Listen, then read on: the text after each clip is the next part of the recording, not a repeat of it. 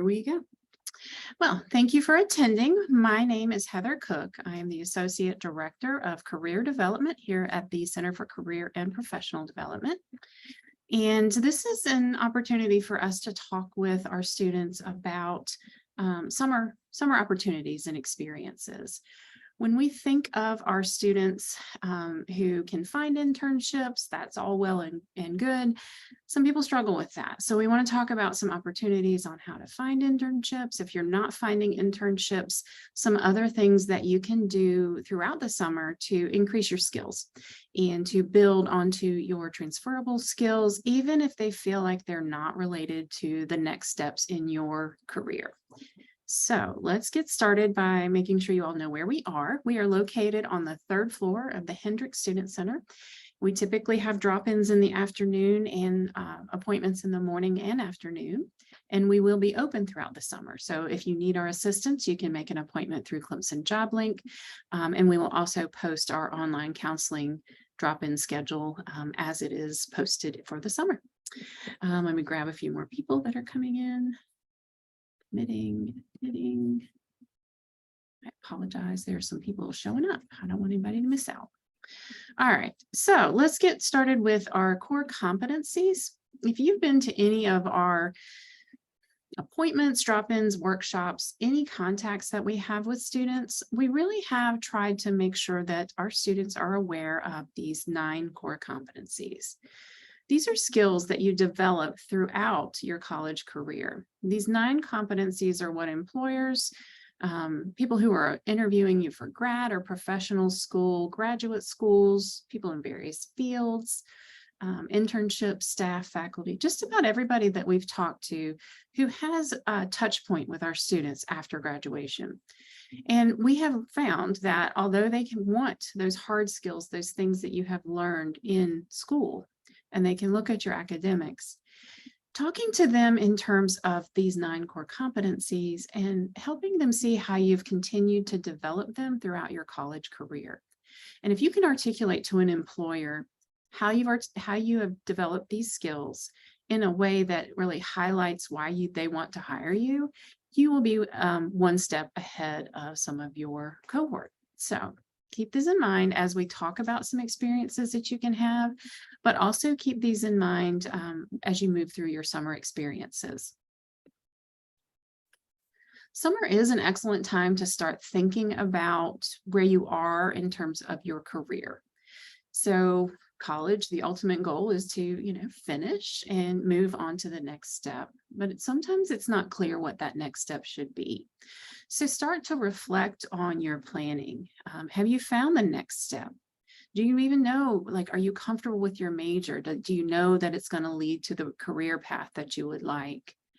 And, if you're not 100% sure on things, there's some opportunities during the summer, if you have some downtime, to take inventories or assessments and start reflecting on how your interest might really relate to the world of work versus just kind of that nebulous, this is what I think I want to do, and I think it'll be interesting.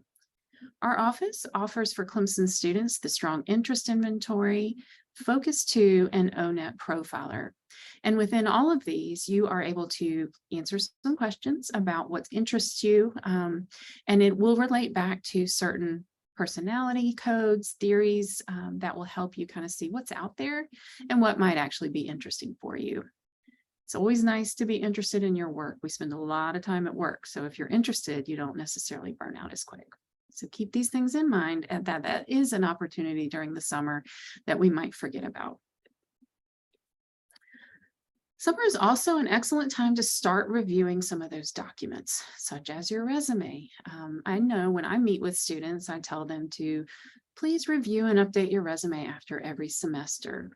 It's hard. You guys are busy. And during the semester, I know it's really difficult, but even after the semester, sometimes you just need a break. But if you can start thinking about when was the last time I updated my resume and what am I missing on it?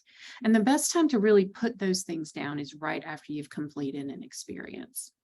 So thinking over the summer about the experiences that you had over the last year, whether it was experiences in class, whether it was work, research, team projects, any kind of leadership experiences, shadowing opportunities, anything that you've done that is relevant to building your skills. That's something you can add to your resume during the summer, kind of play around with the format, make sure you like the way it looks, and have it critiqued.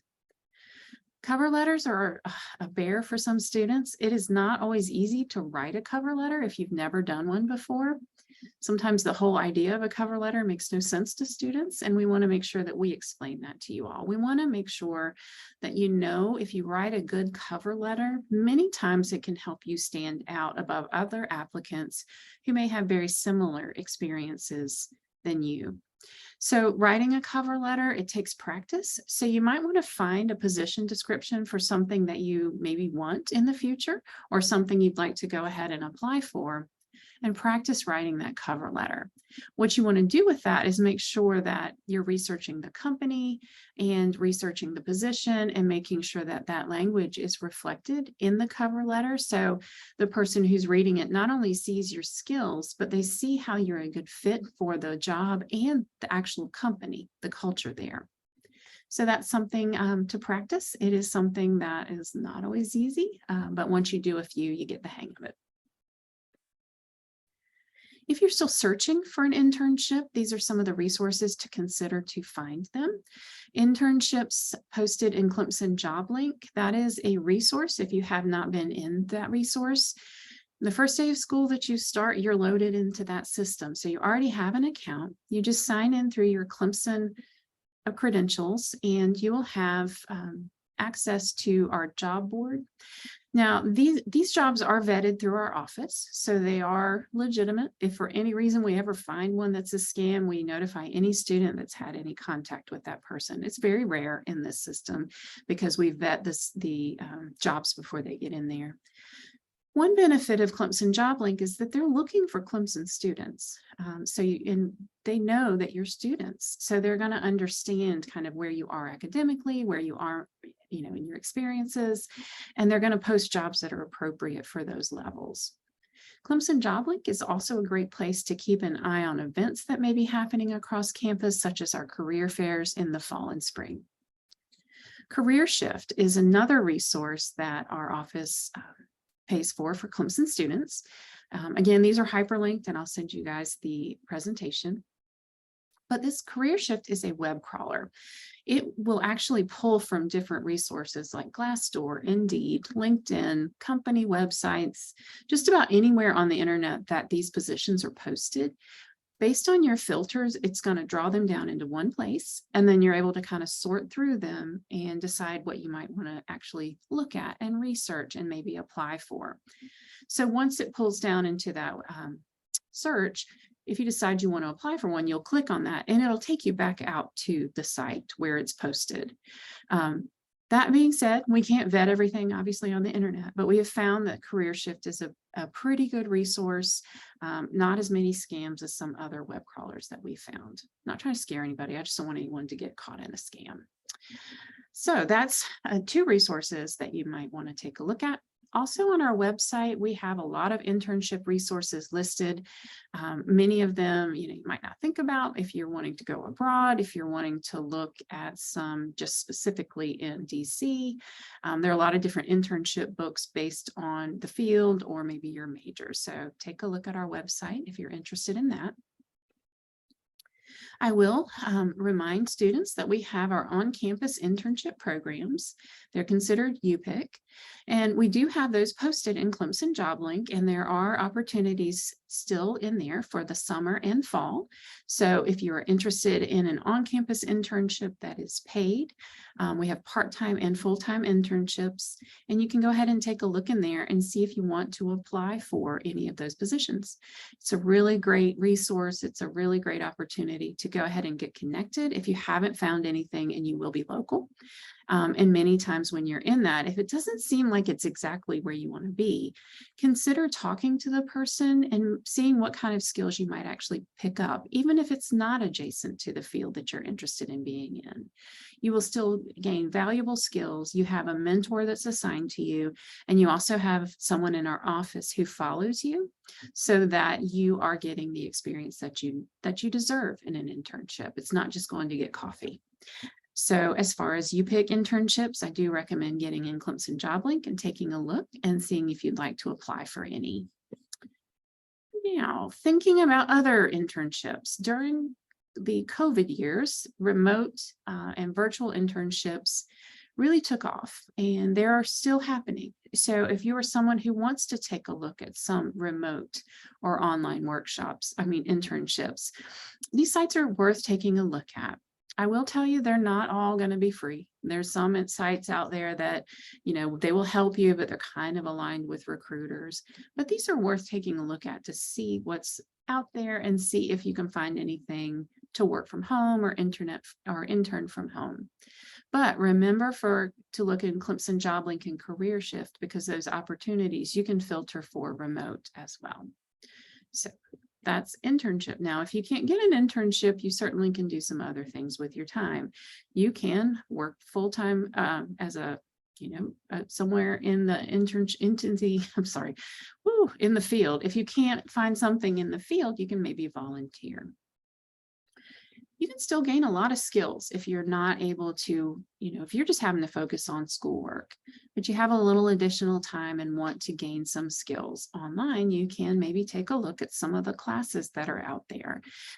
One thing I tell students is that if you're finding in position descriptions a certain skill that you know you're going to have in your field, but you're not yet there in your classes, see if there's something out there where you can go ahead and get your feet wet, where you can go ahead and start getting that experience, and you can add it to your resume now. And those sorts of things, the more you build, the better it is for you to kind of bring into the conversation that, I haven't seen this in my classroom extensively yet, but I know this is something that's required of the field, and I've been very forthcoming, and I have been seeking these opportunities, and that really speaks to your initiative. So don't forget about Clemson. CCIT has some virtual online trainings. You can go ahead and get on their website. Some of them say faculty and staff, but a lot of them are open to students, even if they say that. So don't forget that. And again, some of these are paid sites, but some of them are not. Another opportunity, that you might want to take is for research. Now, if you are going into a field that is heavy in research, I recommend taking a look at what's out there. Many times research opportunities are not posted anywhere, but you have professors and they're heavily involved in research.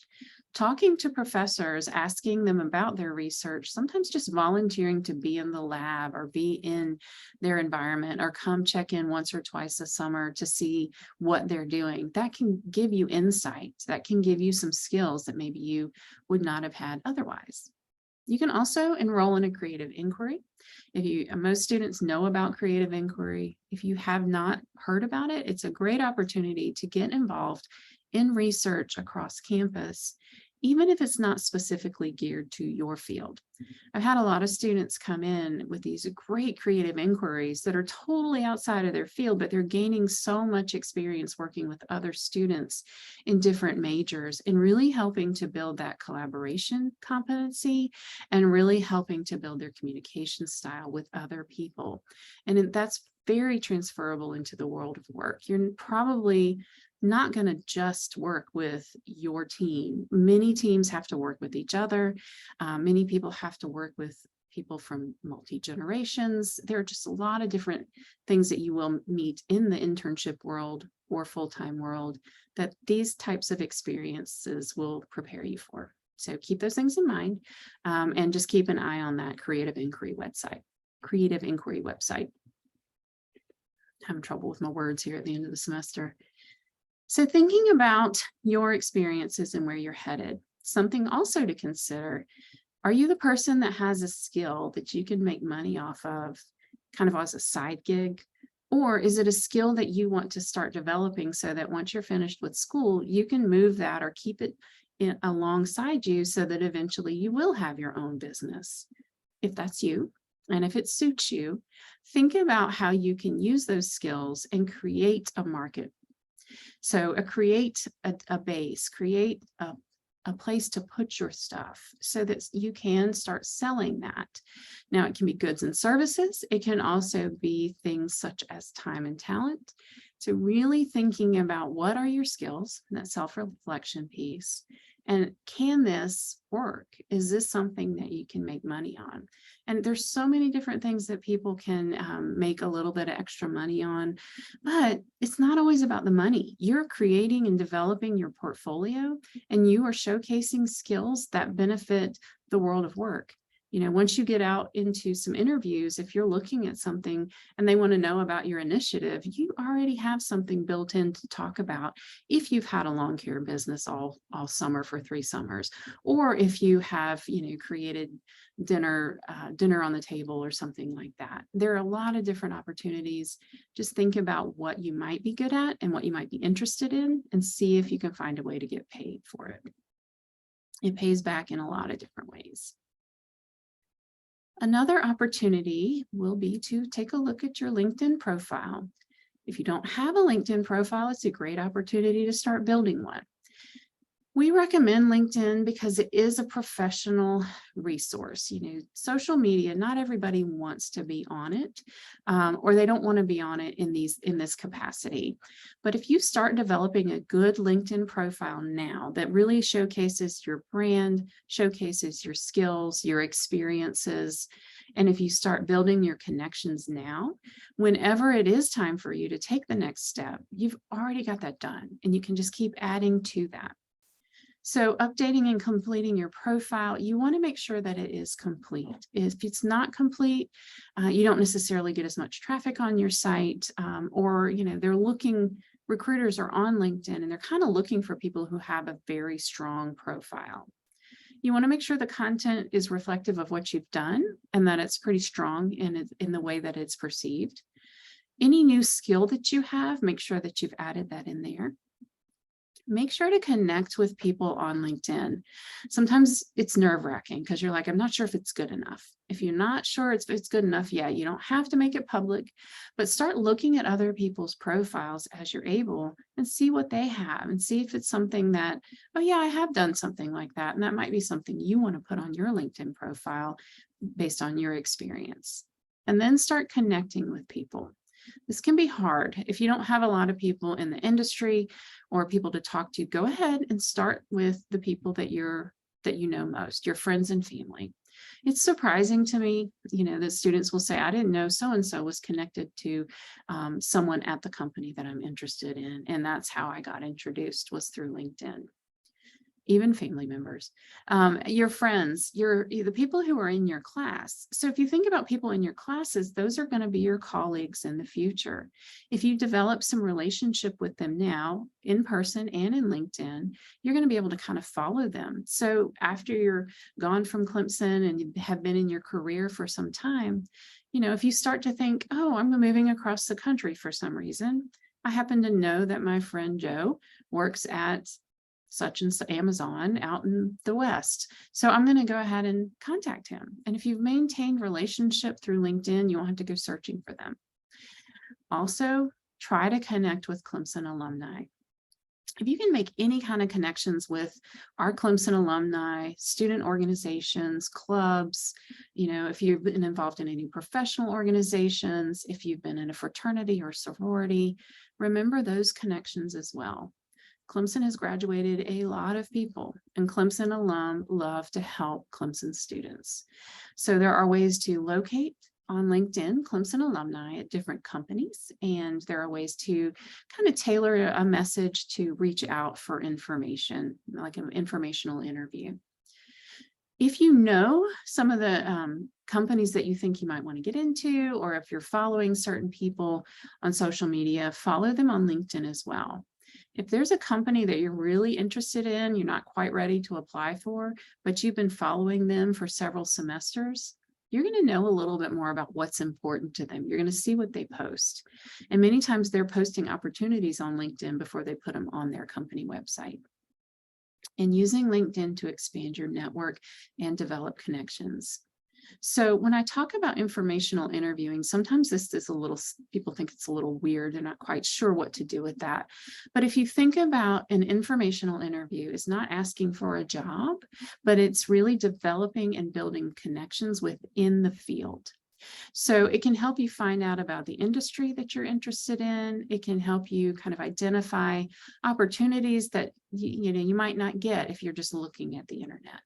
The more people you talk to, the more advice you get, the better opportunity do you have to figure out your next steps, because they've been through it. They're out there, they're doing it, and they are actually in the field.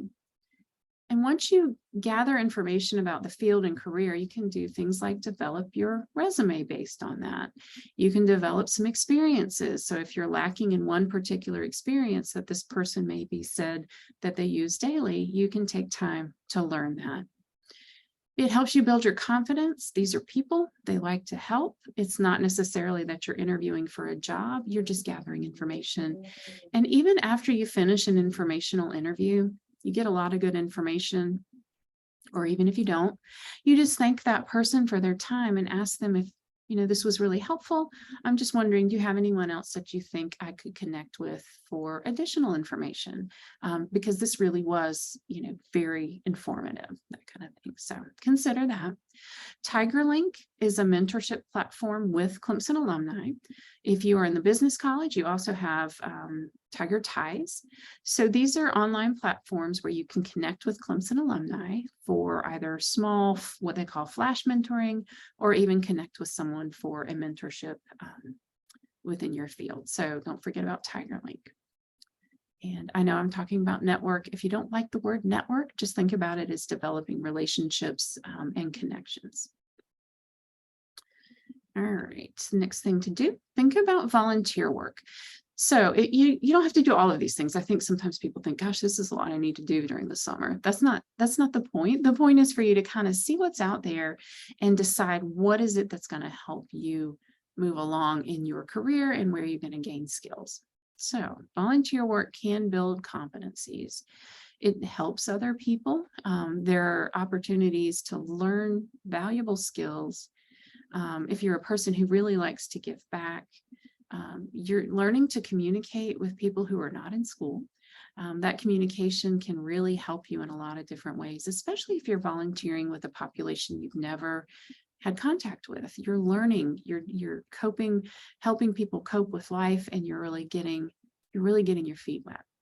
It helps you stay active. Many times it's hard if you're sitting at home looking on the internet for opportunities, but if you get out and start talking to people, you may even learn about opportunities that you didn't know were out there, because people know people and people are connected. When you're thinking about how to find volunteers, volunteerism, United Way has a lot of resources. There is a website called Volunteer Match, and there are a lot of different opportunities within, just asking in different groups, religious groups, political groups, a lot of different things that might be out there to help you discover.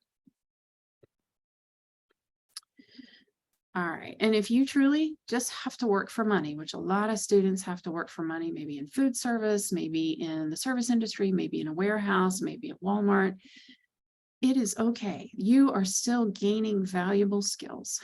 Those competencies are built in a lot of different areas. So if you really can't work on an internship, or you can't volunteer because you are working for money to pay for school or for whatever you need to work for, don't forget, you're still gaining competencies, and there are ways to describe this work to employers in the future. So even if it's not connected to your field, think about things like you're building communication, collaboration, professionalism, anything that's helping you be a good employee. And that's really helpful. Sometimes people are concerned about how to put this on a resume. So I put down a couple of examples for consideration. So if you are in a restaurant experience, this is how you could highlight some of the things that you've done in bullet statements. And these, they don't have to be quite as long, but if you put in actions with your action verb, quantifiers to kind of showcase like how many people you've worked with, if you've been given the opportunity to train new people, if you've are working where you're not really people facing, you're doing things like stocking shelves, managing workflow, organizing things. These are ways to think about how to relate those experiences and thinking about what 1 or 2 skills or competencies do you think would really be relevant to the positions that you're going to be looking for after you're finished with these particular opportunities. So relating your competencies in many different ways, start thinking about what you want to develop and think about where you can develop them in whatever opportunity you end up in. Now, many of our students are headed to grad school, so thinking about that over the summer can be helpful. That process is daunting. You know, it takes a lot. So you want to start thinking, if you're headed to grad school, you want to figure out, like, first of all, where do you want to go? Researching schools, taking a look to see if it's a school you actually want to go to. Are they doing research, or are they in the middle of a service project that you're interested in? Does their mission statement, value statement, does it resonate with you? Once you start figuring out the schools, then you got to figure out what is it that I need to get in there. Some have testing requirements, some don't. And many of them will ask for some sort of statement, whether it's a statement of purpose, a personal statement, a diversity statement, a teaching statement. There's so many statements that you can work on, and those are not the easiest things to write. So if you kind of know, or in the application phase, know what they're looking for, you can tailor a document to that. If you just know you're going to be applying, but you don't know where yet, more research that you do, the better you are at kind of tailoring your document to the field, not necessarily the actual school. It's a grad school can be a lot, so there's a lot of organization involved in that. And we can help with most of these things. Actually, all of them. We are trained here at the Career Center to help all of our students with these opportunities. Our students are able to use our services up to a year after graduation. So even if you're graduating and don't have any experiences yet lined up, don't hesitate to reach out to us.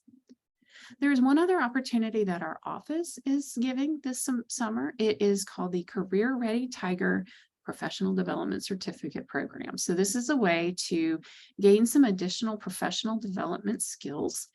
You can apply for it through Friday. There's a QR code, or it's on our website, or you can email me if you want to get more information. It is a certificate. There are 7 presentations throughout the summer, and the requirement is to attend 4 of those presentations. They're all virtual. Schedule an appointment with a career counselor to review your 4 topics.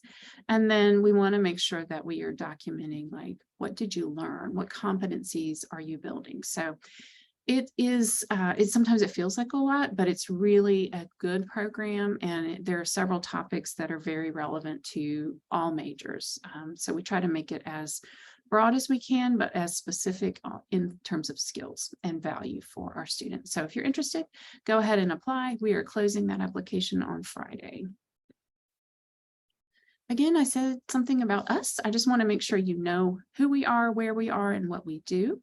We, again, are on the 3rd floor of the Hendricks Student Center throughout this week and next week, which I guess is exam week.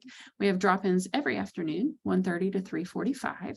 Those are 10 to 15-minute interactions where you can come in and talk to one of us about several topics. Usually it's resume, cover letter, job search, internship. Sometimes folks have an offer and they want to review it and just need to talk to one of us about what resources are there to make sure the offer is, legitimate, and do they want to negotiate, that kind of thing. Our appointments, you can get in through Clemson Job Link. There's a counseling tab. You can get in through the rest of the semester. We have appointments every day, and during the summer, it'll just be reduced a bit. It's not hugely reduced. There will be appointments over the summer.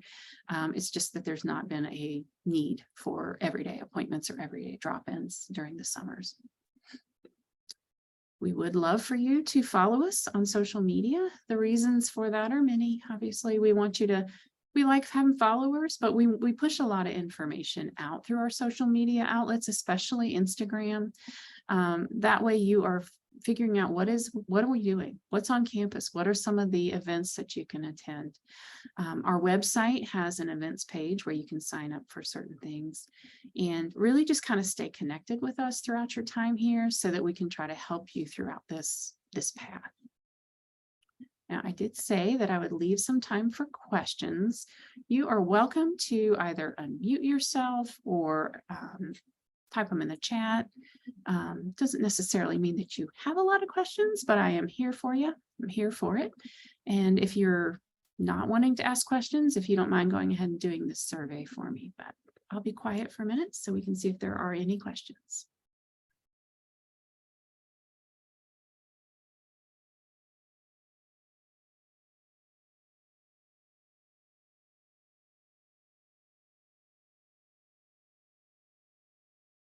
And if anyone wants to unmute, they're welcome to.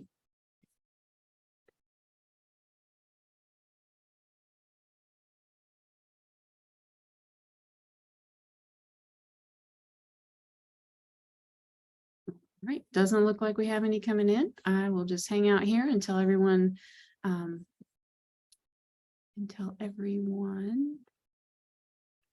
pops out. But please let me know if you need anything. Feel free to email me and I will again put this recording on the website.